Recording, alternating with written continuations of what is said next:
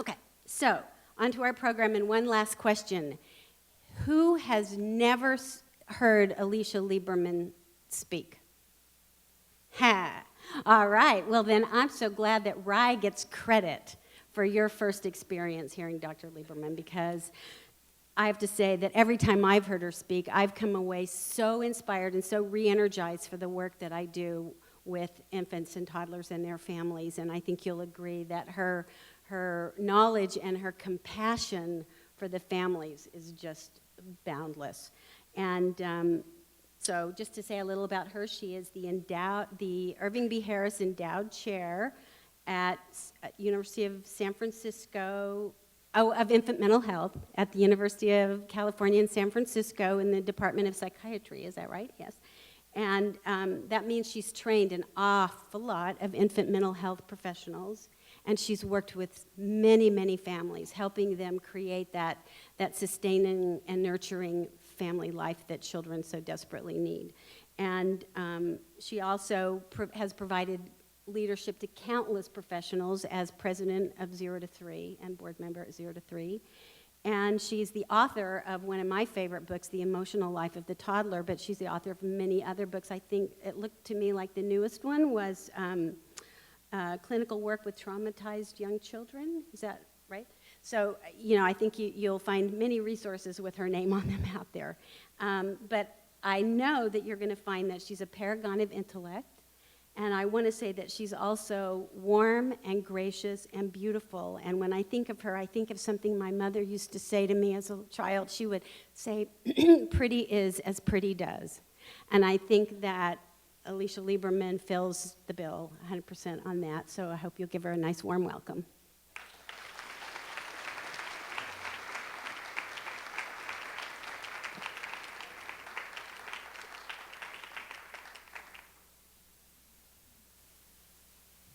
I tell you, to be called pretty at my age is something to be cherished. Thank you very much.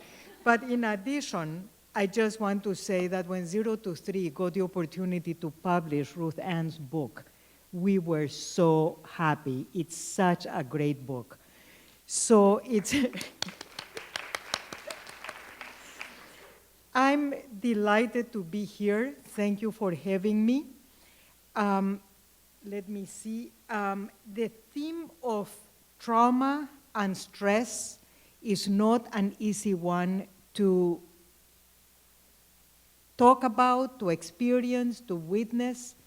And so I'm particularly honored to be here with providers who are involved in the everyday life of infants and families.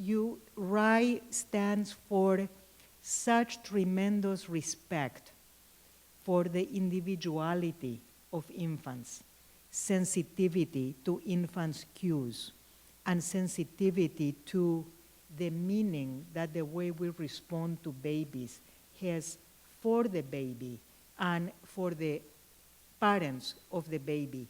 That to bring my perspective in terms of what the role of adversity and trauma has in families' lives and how that impact in turn affects the parent's relationship to the child. This opportunity gives me a chance to dialogue with you about the possible relevance of my experience to the work that you are doing in the forefront of relating to infants. And so I'd like to start by talking about the fact that the approach that I bring to development is what Dante Cicchetti and Michael Rutter and Arnold Samaroff call, with big words, an ecological transactional model of development, which in simple words simply means that a baby is not only an individual, a baby needs to be understood in the context of the environment in which he or she finds herself. And that means not just the intimate sphere of the mother-child, father-child relationship, but also the family context. And the family, in turn, is deeply affected by the contextual factors that influence their experience, and I will talk more about that. I will go in some depth about the importance of cultural factors, cultural values, and particularly because we are becoming an increasingly diverse country, and yet the experience of minorities has still not been truly incorporated into the mainstream of the different disciplines that we come from. I would like to open the opportunity to talk, to think, to reflect together about the range of cultural goals, child rearing values, expectations about who the child will be in the community and in the family when the child grows up. As you might hear from my accent, I wasn't born in the United States. I was born in Paraguay, small country, landlocked country in South America. My family was an immigrant family. My family came to Paraguay. My grandparents came to Paraguay from what then was Palestine and is now Israel. My parents went back to Israel in 1967, bringing us along because of dictatorship and political upheaval in Paraguay and persecution in Paraguay. And I lived in Israel for 5 years before coming here. So in something like 6 years, I was in 3 countries, Paraguay, Israel, and the United States, and I kind of had cultural whiplash as a result of that, and that was one of the experiences that started me thinking of how differently different cultures look at the role of babies, the role of parents, and the role of the community in raising children. I would like to linger a little on what is mental health, because as I talk about mental health to diverse audiences, I often experience some fear on the part of the audience that mental health is really a fancy term for pathology, for mental illness, that is sugarcoating mental illness. And so I like to go back to the first definition of mental health by Sigmund Freud, who, as you know, was not scared of pathology, but who was asked at a conference, at the end of a meeting, was asked, what is mental health? And just off the cuff, he said, it is the capacity to love well and to work well. And that definition really is, I think, the core of what we talk about. Now, 100 years after he said it, I'd like to introduce a qualifier to this definition, because I think often we let the perfect be the enemy of the good. And so I like to say is the capacity to love well enough and to work well enough. Because we all know the upheavals in our capacity to love, in our sensitivity to our partners and our loved ones' responses. I think one of the reasons that I wrote The Emotional Life of the Toddler is because I'm prone to tantrums myself, and so I have a great deal of empathy for the experience of how difficult it is to contain a tantrum and then to recover from it. And then we also all know the experience of burnout, of fatigue, of feeling overwhelmed, when we don't feel we're working so well, when we just want to leave it behind. And yet, somehow, we find a way of recharging our energies and going back and being reinvigorating. So those fluctuations, I think, need to be acknowledged and respected as part and parcel of everyday life and of normal mental health. Because I think we live in a country, and I would imagine being so near to Hollywood, this might be a particular cultural risk, that kind of thinks that the sky is always the limit. And the fact is that we have limitations. And acknowledging, accepting, and tolerating our limitations is a big component of preserving our mental health. It's a preventive move. Now, what does it mean when it comes to babies? When it comes to babies, infant mental health is the capacity to grow well enough, and that's because no baby grows in a linear way, as you know only too well. There are backs and forths. Sometimes a baby goes 2 steps back in order to get the developmental momentum. Separation anxiety often precedes a new developmental achievement. And the capacity to love well, I think for those of you, I was trained by Mary Ainsworth. And so I was really very attuned to I was socialized in the importance of secure attachment. And again, I think that secure attachment can be reified. I know that last year, those of you who were here heard Sir Richard Bowlby.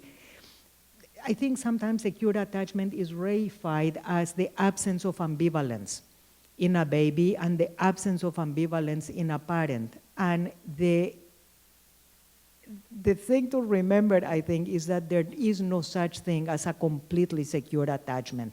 There are always upheavals, and particularly when the environment is threatening the safety, well-being of the family, there are repercussions for the security of the attachment, and yet there is always the possibility of repair.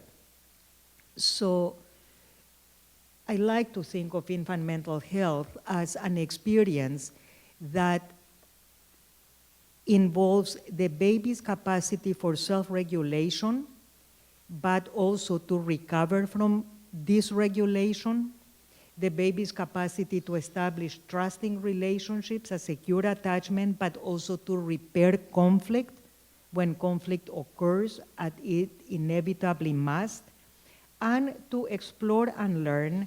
And all of this needs to be looked at in the context of the society's cultural values. One of the first things that I encountered coming to the United States was the shock about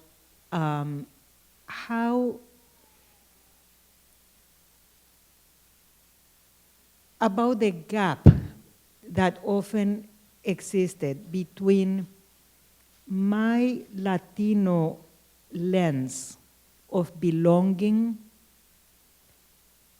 respecting community, caring about the feelings of others, sacrificing my own wishes of the moment for the sake of not hurting the feelings of other people, and the extent to which my new European American friends or colleagues would think of that as dependency, as failure to individuate, as kind of a personality weakness, a character weakness, if you wish, as something that I needed to be weaned out of. And one of the first professional experiences that I had that tested this was meeting with a group of providers who were taking care of blind babies.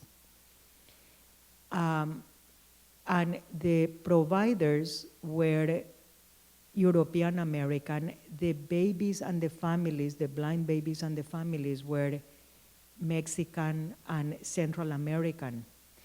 And they asked me to speak to them because I am from Paraguay, and they said these mothers spoil their babies, keep them dependent, don't continue feeding them way after they should be able to feed themselves, carry them, and pick them up instead of encouraging them to walk, etc. And as I was listening to them, I felt that I was about to have one of my tantrums.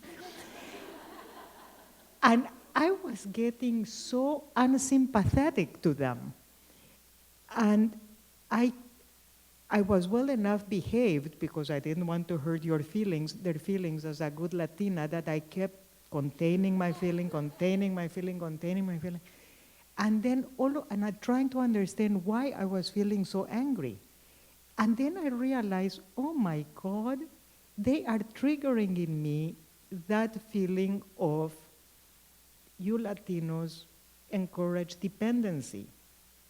And they don't see dependency as interconnection. They are very involved in individuality, competence, achievement, self-reliance, which are wonderful values to have. But they're not the first-tier values for the mothers that they were working with. And this aha experience of these are two sets of legitimate values that are in competition with each other gave me such a sense of relief that I didn't need to blame anybody. I could just kind of say, well, you know, and then start kind of talking, going back and forth. And I think that's one of the great values that the United States will get from its increasing diversity. I think a richer palette of cultural values, of getting to know each other. And I think the challenge is how not to stereotype each other, how not to have tantrums with each other, but to really how to use each other's different lenses as a way of creating a more multifaceted approach and a more tolerant, inclusive approach about the different ways that we can look at children and their families. Now, I don't need to go into the developmental competencies of babies. You know them well. It's regulation, attachments, social relationships, exploration and learning. What I would like to linger a little bit more on, because after all, I am here as an infant mental health person, and we kind of love the vulnerabilities, the things that interfere with mental health, is the developmental anxieties, because anxiety is a human condition. It is part of our evolutionary legacy. And all babies universally go through a set of fears that happen kind of in a timetable. One is a fear of loss, which you know only too well through separation anxiety.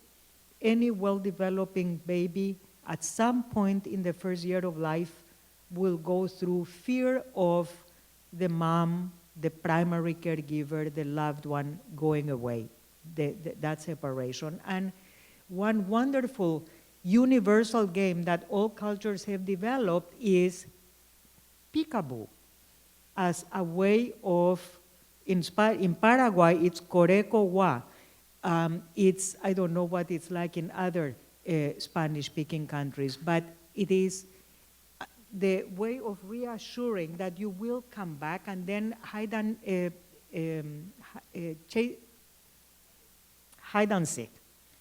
seek, when the child has acquired locomotion.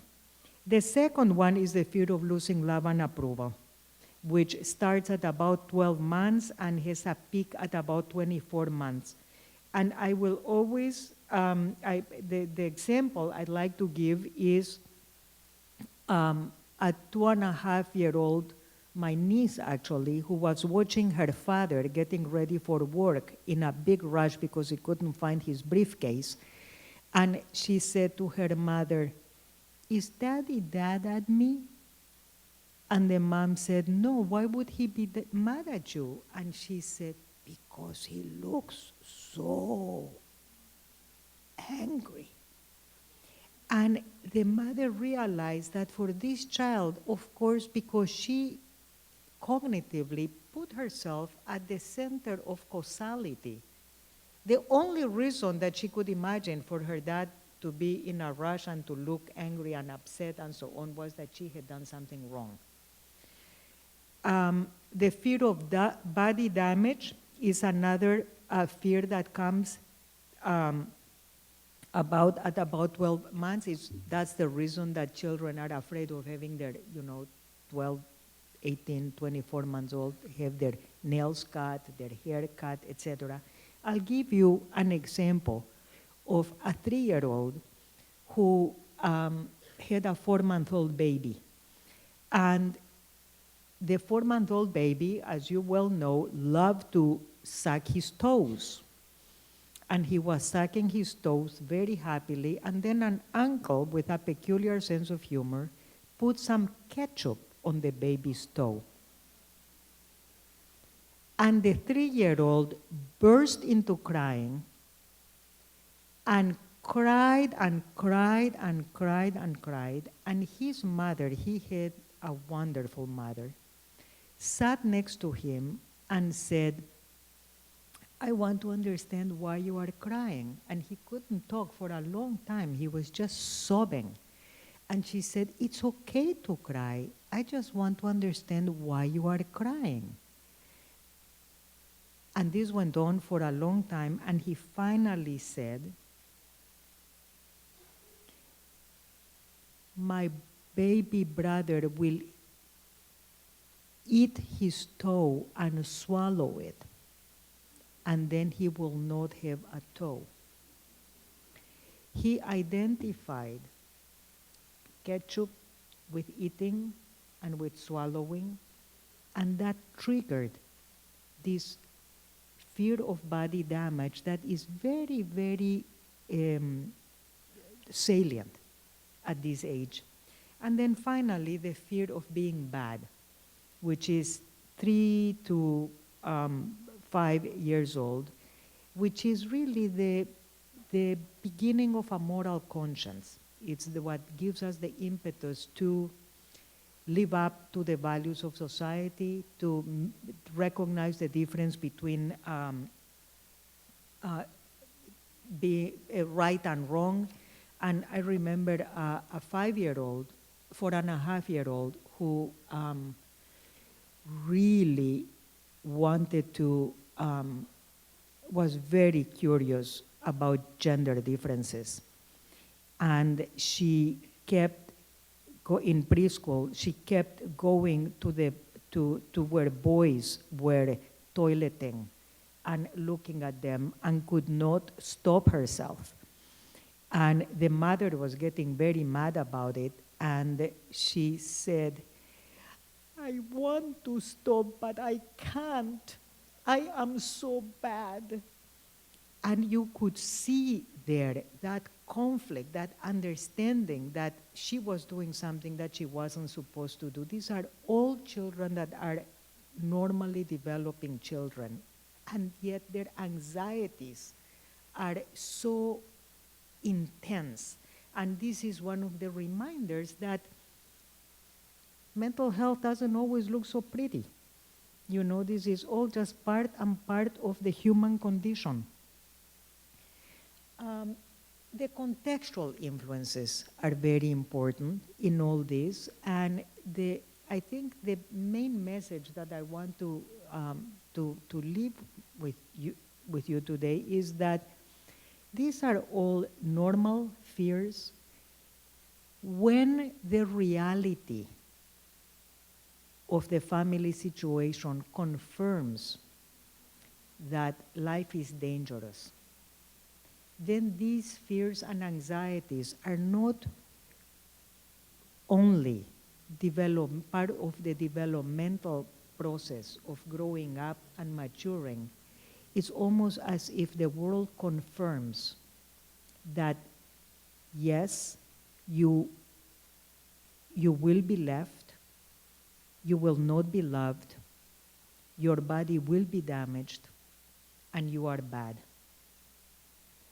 And the dividing bridge between mental health and the beginnings of threats to mental health all the way into mental illness is when those fears become chronic, relentless, and so intense that every other aspect of one's competencies, developmental competencies, is affected. So that the ability for self-regulation, the ability to establish secure relationships, the ability to explore and learn are derailed. And that is one of the consequences of exposure to trauma. When I talk about adversity, I want to highlight something that is not fashionable in our society, and it is that poverty generates a great deal of stress for families, and stress in turn generates behavior that threatens the child's well-being. The Bureau of Justice Statistics had these statistics, for example. And often, because there is an overlap between minority and status and poverty, we say, oh, that's cultural. Domestic violence is cultural, hitting children is cultural. It's not cultural. It is socioeconomic. There is a meta-analysis of cultural studies showing that there are more differences within a culture in how parents raise their children based on their socioeconomic status than differences in values across cultures, because the basic values of safety, togetherness, nurturance, protection, those are values that all families have. Families that are under the gun day in and day out often lose track of those values because their capacity for self-regulation, their capacity for repairing conflict is damaged by the relentless pressure of adverse circumstances. I was recently at a very fancy conference at Harvard, which you can imagine is kind of the pinnacle of intellectual achievement. And there was some talk about the achievement gap and the importance of bridging the achievement gap, and this, of course, between minorities and the mainstream. And of course, this is a very important topic. And one minority person said, there isn't an achievement gap, there is an opportunity gap. And this goes back to the ecological transactional model of development that I was talking about, the appreciation for the importance that access to resources, access to opportunities has in how the child develops. I think that you will all join me in the agreement that children's behavior has meaning. And what meaning we give to the child's behavior in the moment is influenced by a variety of points of view. We have different lenses. One is this developmentally appropriate? You know, like that 3-year-old who was so scared that his baby brother was going to swallow his toe. That is a developmentally appropriate fear with a particular individual twist, given the circumstances. The emotional framework the framework of the normative anxieties. This is the fear of body damage. This is the way it looks for this particular child at this particular time. And there is the environmental framework. What is the set of values, the quality of attachment, and what's the impact of stress and trauma. And this is where we need to deploy these lenses flexibly to recognize whether a behavior problem, something that is interfering with the harmony of the group childcare setting, for example, or of the family life, is transitory or it's becoming really persistent, whether the child can be redirected to a more adaptive kind of mutually agreeable form of interaction, or whether it is intractable, whether it is interfering with other forms of developmental progress. For example, a child that is so scared of expressing discomfort for fear of being punished that he's not speaking. Or a child that is so scared of danger in the environment that he does not progress from crawling to walking and exploring. Now we know that some babies and toddlers take their time in making that transition from crawling to walking. Others never crawl, for that matter. Is that a developmental thing? Is that something that has to do with the fact that the parents don't want him to walk so much because things are dirty and dangerous, etc., and so they carry him more? Or is it a self-imposed restriction on the part of the child for fear of what will happen if he dares to explore? And so as we try to figure out what are the origins of a behavior that is of concern to us, we can look at what's the level of stress in the family. And here there is a continuum as well, from normative, developmentally appropriate stress, like the mother going back to work when the child is 8 months to 24 months, disrupting a wonderful daily routine and creating stress, anger, rebellion, defiance, distress? Or is this an emotionally costly stress, something that is eroding the child's resilience, parents bickering all the time, a mom that is so depressed that she cannot quite respond to the baby? Or traumatic stress, which really represents kind of catastrophic collapse of the expectations of security, continuity, and predictability. One of the characteristics of trauma, the key characteristic of trauma, what differentiates trauma from costly stress, from what Jack Shonkoff calls toxic stress, is that trauma happens suddenly, unpredictably, and doesn't give you time to mobilize your coping resources.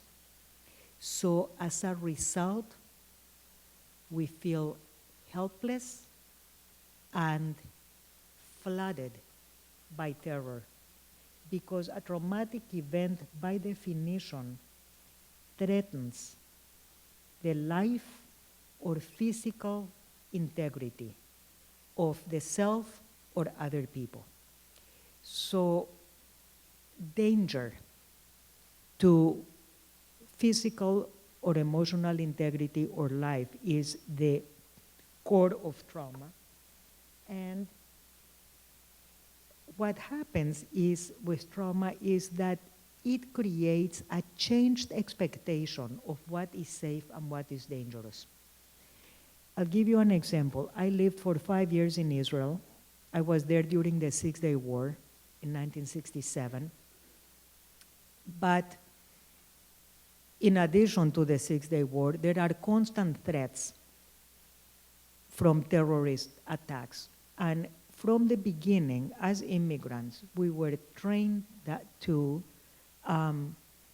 identify any isolated package as a potential bomb. And I've been going there every year my family lives there, so I go there every year. So that gets reinforced. Yesterday, I was in Westwood walking around very happily, and I shared the shuttle with some people who are here, unbeknownst to me then anyway. And I went to this lovely restaurant that I bumped into, and I was waiting for a table, and there were 3 UCLA events that were happening, so it was full. And there was a group of people there with UCLA badges. There was also a long bag that was on the floor next to one of them. My first reaction when I saw the bag was, are there ametralladoras? I forgot. Machine guns, thank you. Are there machine guns in there? And then I had to say, Alicia, you are in Westwood. These are UCLA people. The likelihood of machine guns is rather, and then one of the people took the bag and put it over his shoulder, and I was kind of, okay, we're okay. Then I sat at my table. I think that the world was preparing me, the cosmos was preparing me for this talk. I sat at my table, and all of a sudden, I see a woman's purse right in the middle of the floor there, open. And I think, what's that doing there? And I said to the waiter, there's an unattended purse there, and he must have looked at me like, yes.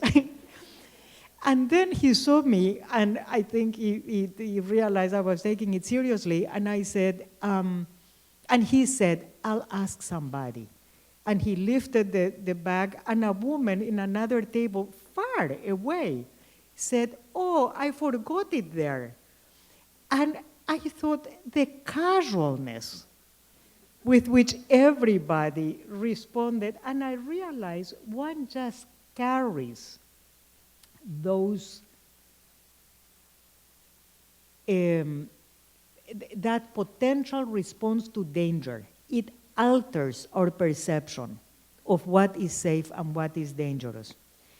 And I'll give you an example, and as a result, people can rush into situations that are dangerous. We know, for example, from important findings, that there is a great tendency for re-victimization, that once one is victimized, one has a higher likelihood of becoming re-victimized.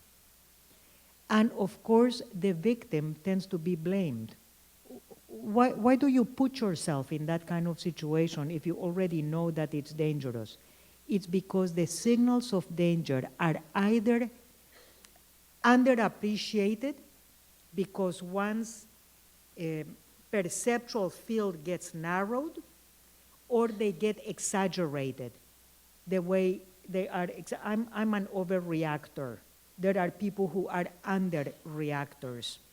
And it is, there are women, for example, who have been exposed to domestic violence, who break up with a violent perpetrator, but the next partner is also a perpetrator. Those women often have been abused as children. And so the signals of danger are often missed because they become part and parcel of the way they experience the environment.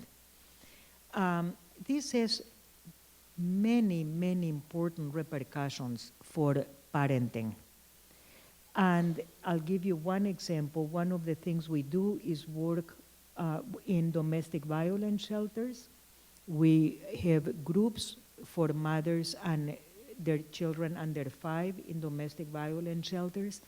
And in one of these groups, there was a mom who had been severely battered 2 days earlier, had just arrived, and she had an 18-month-old. The 18-month-old was walking around and bumped into a block, a tower of blocks that a 4-year-old was building, and the 4-year-old, having been exposed to violence, pushed the 18-month-old, who fell, hit his head, and turned to the mother, crying, and the mother recoiled and said, "Don't you hit me." Her first reaction was that raised arms mean being hit. This mom's perception of the child's plea was distorted by her experience of violence. And I think in our work, many times, we might find moms whose history we don't know, who respond in ways that we perceive as punitive, as rejecting, as maladaptive in some way, but who, if we give ourselves the space to think, what's shaping her behavior? It might lead us to a position of inquiry, of interest, of compassion. In this case, the intervener said to the child, "Your mommy didn't realize you are asking for help." And the reason she turned to the baby was because she did not want to shame the mom into saying, "You misread it." So she kind of, in a very playful kind of way, said that. And the mom, being overwhelmed, said, "You are the expert. You help him." The intervener had to really contain this sense of, what do you mean I'm the expert? He doesn't know me. You are the mom. Because she had to, she made herself think, this mom has just been beaten up and she's overwhelmed. And so she said to the mom, "You really want me to help him?" And the mom said yes. And so the intervener picked up the child and said, "Your mom is so tired. She's hurting. She's not feeling well. That's why she asked me to help you. And so I'm going to help you until your mommy feels better again." And the mother visibly relaxed because she felt met in her vulnerability. She felt that somebody saw how tired, how hurt she was, and accepted that, and stepped in for her. And then after a while, the mother said, "Give him to me." And then she was able to help, the child, she and the child kind of cuddled together. So I think what happens after we experience trauma is that everyday stresses are not just everyday stresses. They are harbingers of danger. And so that needs to become part of the picture. Now, there are many kinds of traumatic events in children's lives.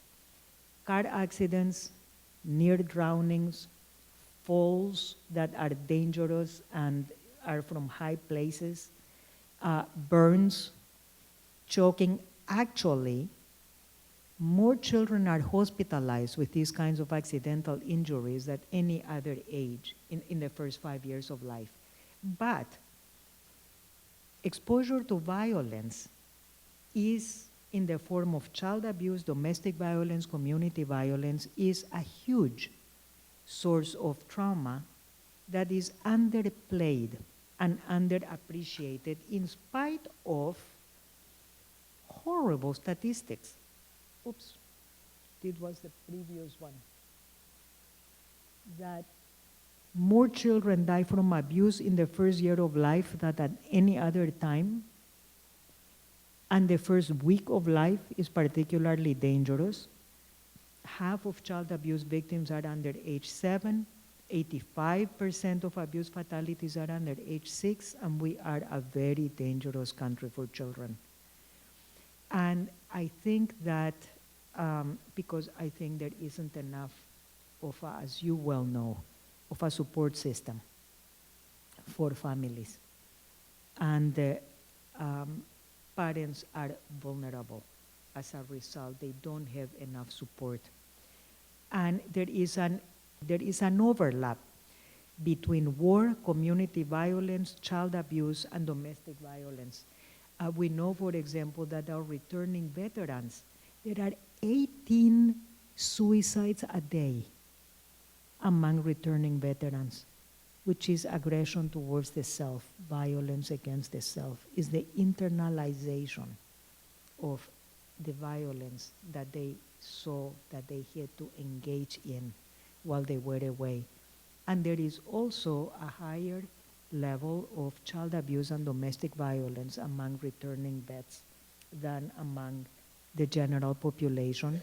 And when these returning vets, many of whom joined the military because of their difficult socioeconomic circumstances and see the military as a place to go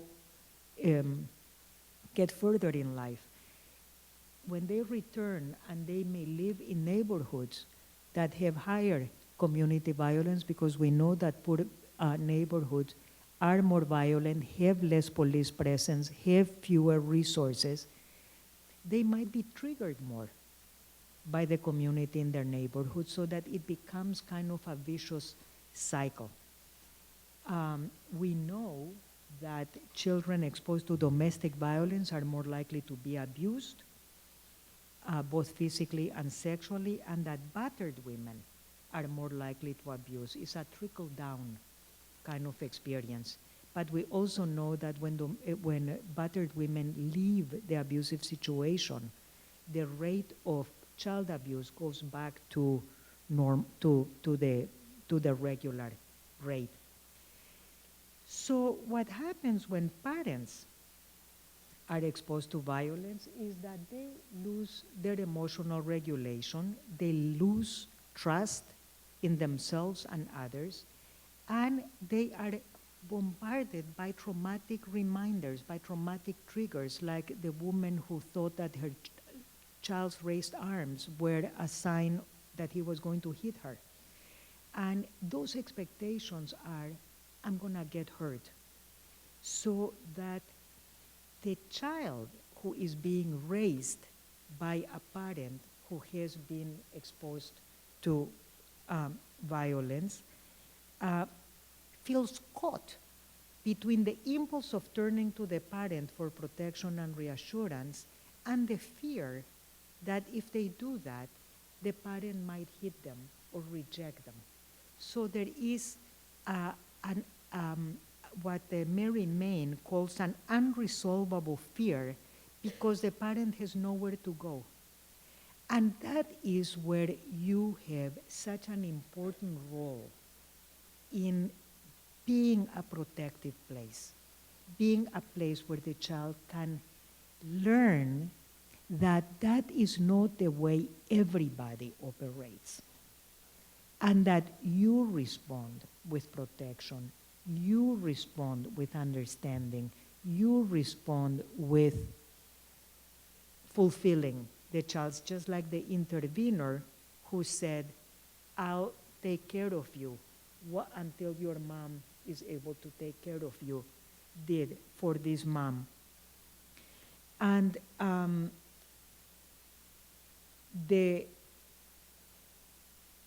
one of the difficulties with the experience of violence for very young children is that the parent and child might remind each other of the trauma. And so they become scared of each other and they respond negatively in self-protective ways to each other. The parent might say, you look just like your dad. That means that you are going to be bad just like your dad. And we've seen many, many moms who say this explicitly. I can't respond to him because he just reminds me so much of his dad. And so the response is, of the intervener is, it's so hard to remember that he's only a little boy, isn't it? And he doesn't yet know how to put his feelings into words. And so the mom, instead of feeling criticized by the equation that she's making between the father and the child, let's say, might feel, it's hard to imagine. And then the message is, we can work together in this. We can help you remember. And often we turn to the child, 3-year-old, 2-year-old, 4-year-old, and say, your mommy is having a hard time remembering that you are just a little child. And that you are just learning. And we also say to children, your daddy never learned how to say he was angry. He hit because he didn't learn. And that's why your mommy is bringing you here, so that we can teach you together, so that the child doesn't feel that he's destined to become like his father. And this is one of the important things in trauma work, that one of the characteristics of trauma is that it generates avoidance. We don't want to talk about it. We don't want to see it. We don't want to hear it. We want to pretend it's not there. We want to soft pedal it. And one of the motivations that we have in doing that is because we're afraid that if we talk about the violence, if we name it, we are going to re-traumatize the experiencer of the violence, and it's going to be disrespectful. My argument, and I do want to leave time for talk, my argument is that we do not re-traumatize somebody if we talk tactfully about something that they already know about themselves. Remember, trauma is something that happens unpredictably and without the possibility of control. But so that you don't know it's going to happen. But the traumatized parents already know that this happened. And if we ask permission, if we say we know that this happened, and these are the consequences for people when this happens. Many parents have said to us, I thought I was crazy for feeling the way I feel. I didn't realize that this is the way everybody else who went through what I went through feels. So it's really a form of psychoeducation and a form of developmental guidance when we link the child's behavior to the child's experience of having been abused or of having witnessed domestic violence. Now, there is, I like to think of violence as a virus that goes from community to family, from family to child, and then the child becomes aggressive because we know that children learn by imitation, that for children, well, if my daddy does it, if my mommy does it, that's the kind of thing I need to learn how to do. And it's also a form, aggression is something that makes the child feel safe. I'm not helpless. I'm not vulnerable. I'm strong. One little boy, a 4-year-old, we went with him to childcare because he was about to be expelled, and the intervener was holding his hand, and all of a sudden she feels his hand become like that in her hand, and she says, "Raj, why are you doing that?" And he says, "That little boy is going to hit me." And that was a little boy that was walking towards him with no intention to hit him, was greeting him. But there is a tendency, again, the perception is the world is dangerous and I need to protect myself before I am attacked.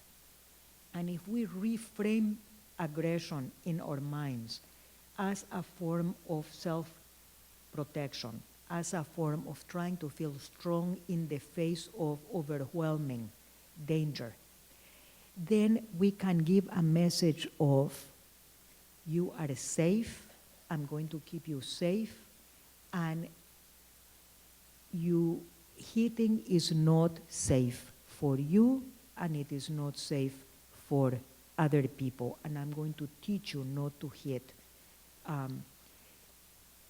Let's see, the reason that it is so important, one of the things that I like to say is there's kind of a pervasive disbelief that children remember violence, remember trauma. They actually do. They might not be able to talk about it, but we know the brains of children who have been traumatized look different than the ones of children who have not. On the positive side, we also know that the brain is a very plastic organ, and that when we restore safety, when we restore predictability, the synapses in the brain start growing in the directions, in the places of the brain that allow the prefrontal cortex, which is the part of the brain that has to do with planning, self-regulation, appraisal, control responses to stimuli. I just went to a talk by an incredible neuroscientist that was called synaptic plasticity. And he showed, was incredible slides showing the way the synapses in the brain respond to experiences of danger and then respond and change and grow in response to experiences of safety.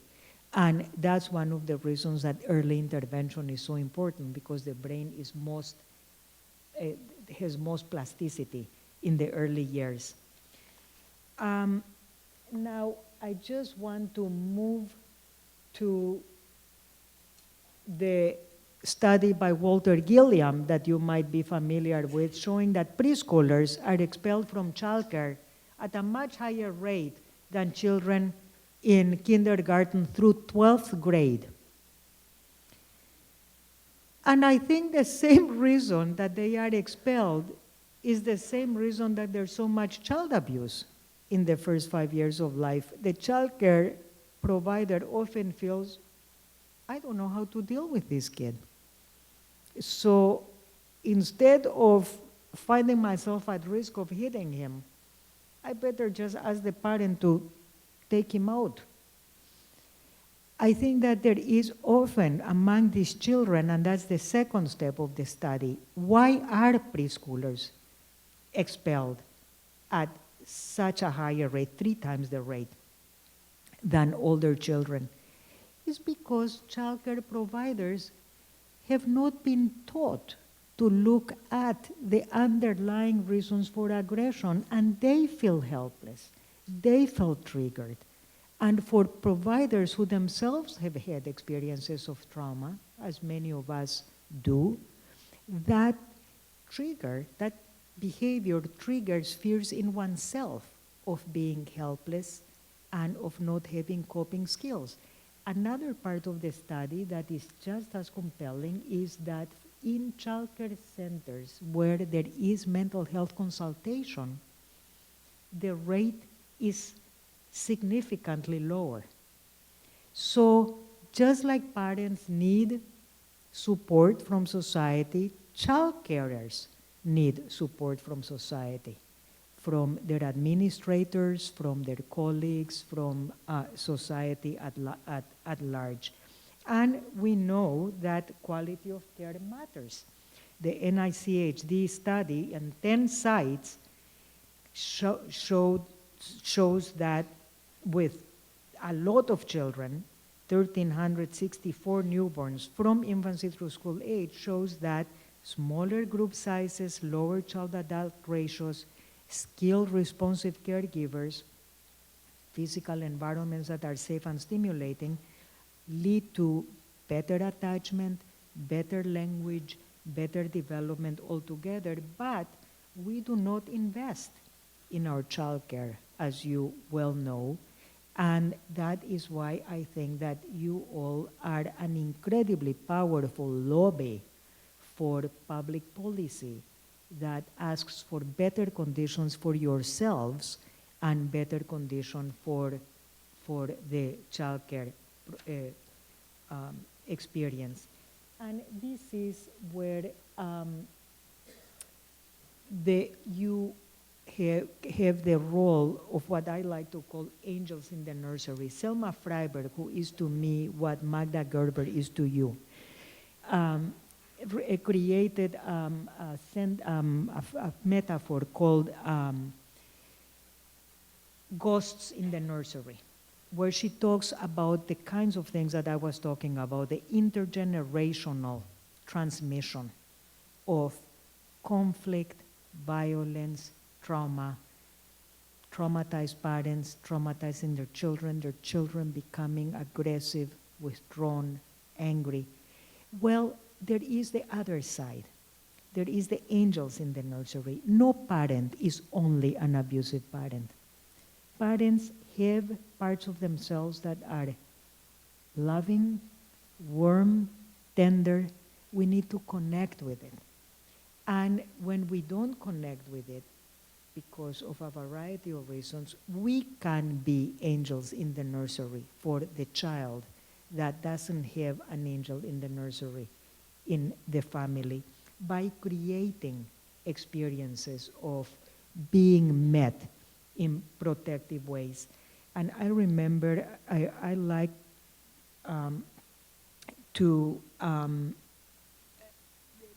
I'd like to stop with vignette of a little child that I'll call Angelo, a 2-year-old, whose father came to pick him up and from childcare. And the teacher said, he's been very upset today. He cried a lot and he hit a lot. And the father said, well, he spent the weekend with his mother, and this couple that had separated after a lot of conflict. He spent the weekend with his mother, and the mother doesn't know how to take care of him. And the child took the furniture in the dollhouse that was next to him and turned it upside down, kind of threw it out. And the childcare provider said, Angelo, you are telling us that everybody is upset. Even the furniture is upside down. And the child took a doll of the father figure and threw it across the room. And the father said, don't do that. No, I'm sorry, the baby. He took a baby doll and threw it across the room. And the father said, don't do that. And Angelo took the father figure and threw it across the room. And the teacher said, you are telling your daddy, don't talk to me that way. And he turned to the father and said, I think he's very upset about this back and forth, and how upset you and your wife are with each other. And the father said, he's too little to understand. And the childcare provider said, but I think he's been telling me that the whole day. I think he's very eloquent. He just doesn't have the words to tell us that. And the father kind of listened, and he said to Angelo, Angelo, come here. And Angelo went up to him, and they kind of stood looking at each other. And then the father kind of took him on his lap. They were sitting, and held him. And Angelo said, I'm just a baby. That scene was told to me by a childcare provider who was in her first year of childcare. And I said to her, you are a natural. Because that ability to not be scared of getting the father angry and speaking to the father about this is what's happening, and then the father says, and the childcare provider says, this has some implications, what you are telling me, and the child is joining her. And I think what you know as RAI providers, and those of you who are here are going for the first time, are going to see the magic of RAI, is that capacity to understand and respect that the baby's language is just as eloquent, just as powerful, and that the babies join us when we give space for them to join us in conveying to the parents and to us what it is, what they need, and how we can move them from an experience of fear to an experience of protection. And I'd like to end here and ask if there are any comments or questions. Thank you very much. Thank you.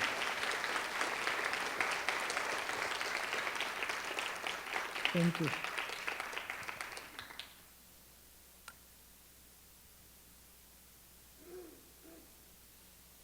Yes?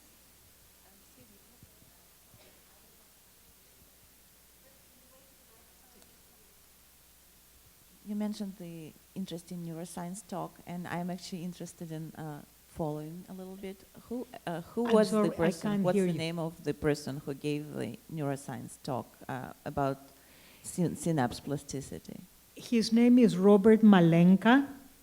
I just want to tell you that I understood 5% of his talk.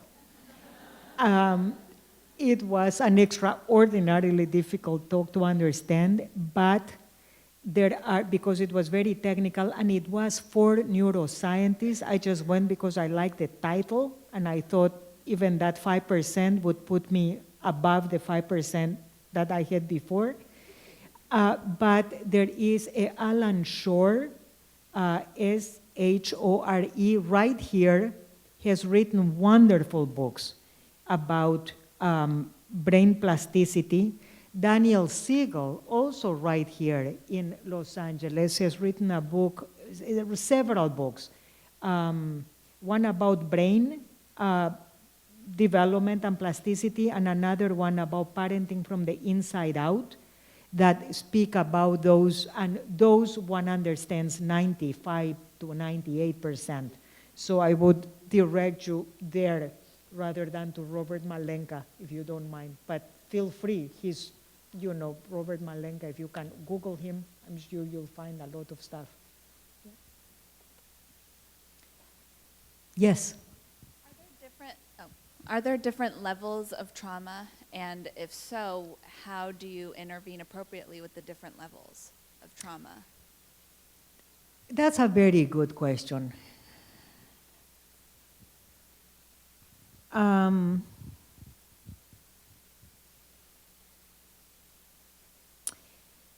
Ruth Ann Hammond, when she invited me, said to me, talk about traumas with little t's, building up to trauma with a big T. And traumas like, I'll give you an example that happened right here in Los Angeles.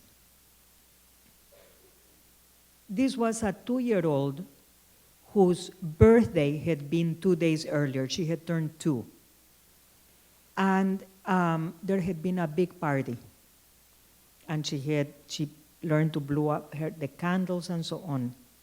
2 days later, she fell in the family swimming pool.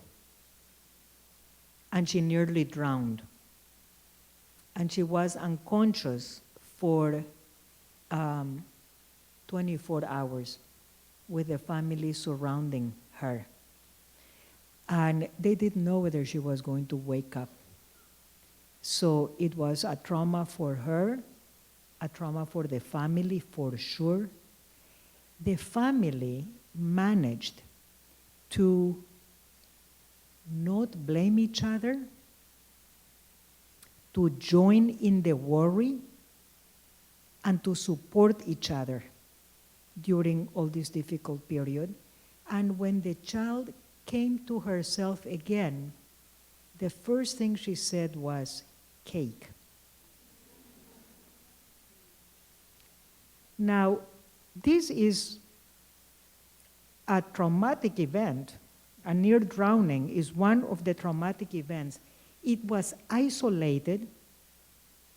It happened in the context of a loving, protective family.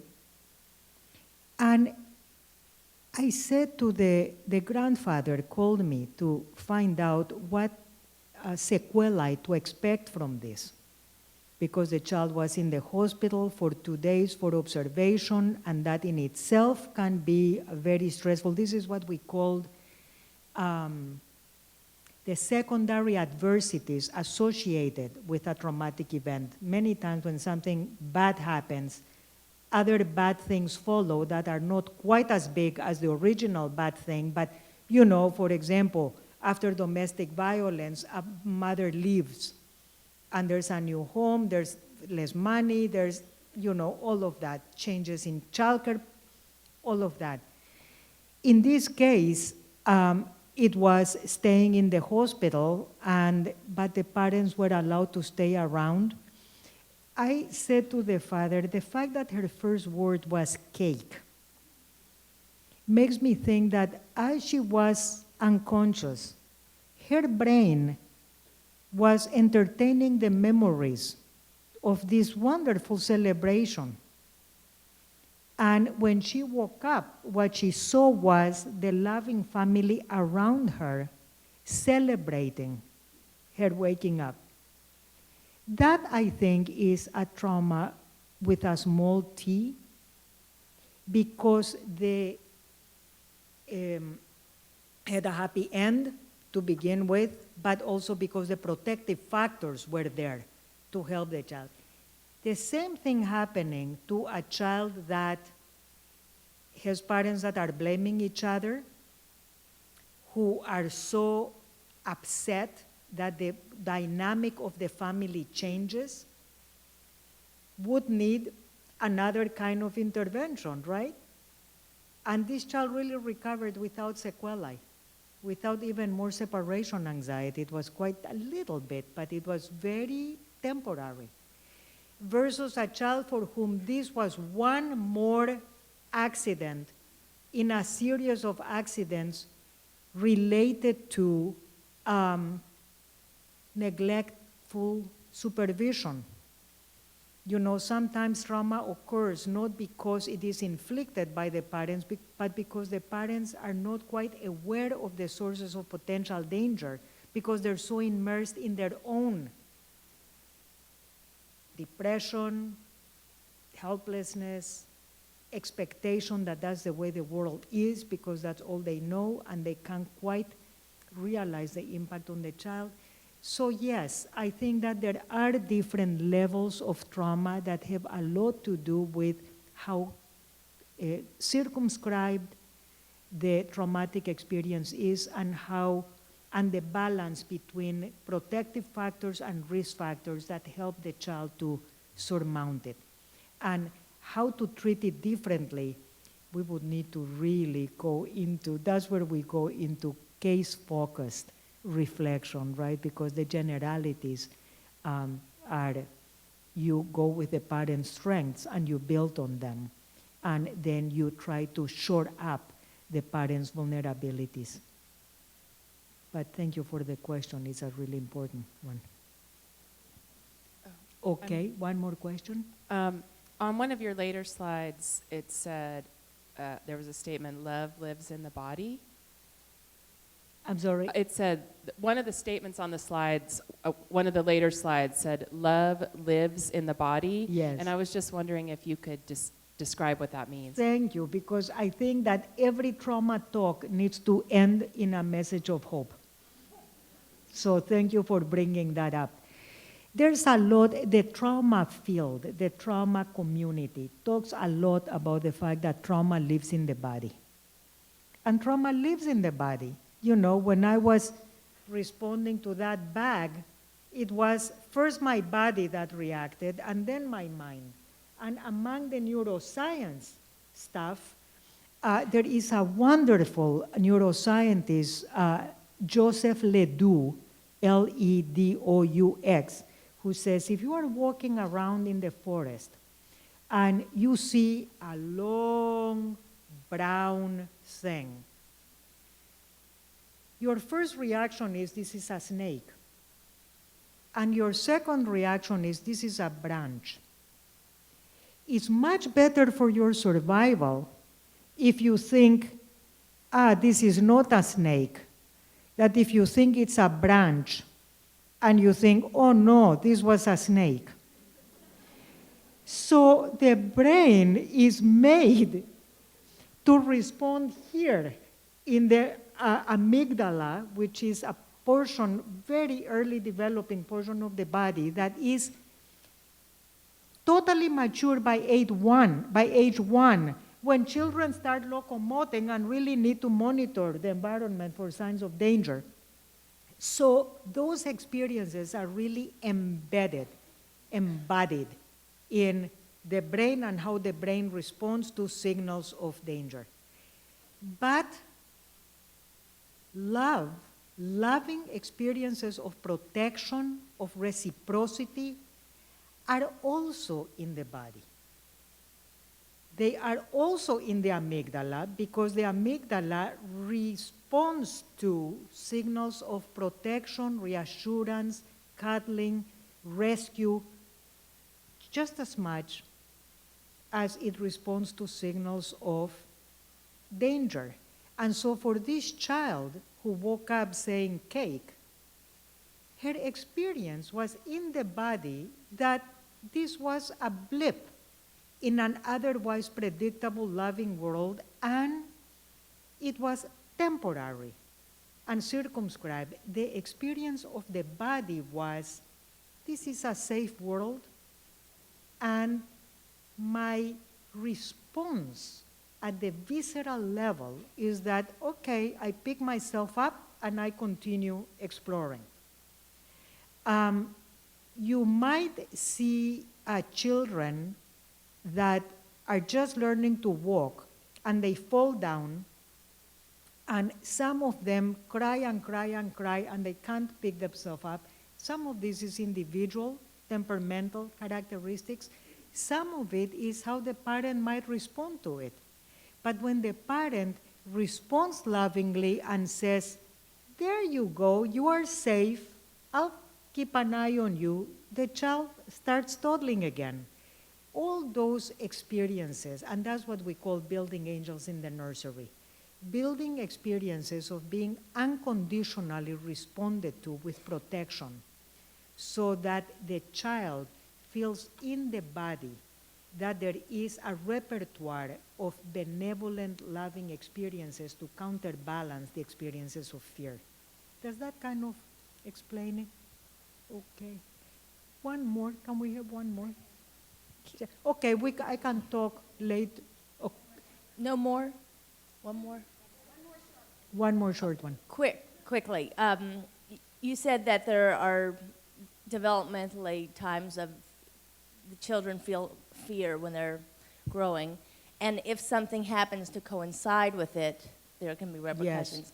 So if a child is feeling a fear of loss and the parents go on vacation and leave the child at home, is that a blip because it's happened once and a small T, or is that something like my parents are going to leave every time they leave? It depends a lot on the child's temperamental ability to manage frustration and recover from it, the intensity of the child's separation anxiety to begin with, and the extent to which the parent leaves behind signals that they are going to come back and leaves the child with a loved, reliable, predictable, well-known caregiver. There are ways of assuaging separation anxiety when the parent is going to leave, like leaving behind, and now in this area of technology, I don't even know what the new technology will do, but because I'm terrible at it.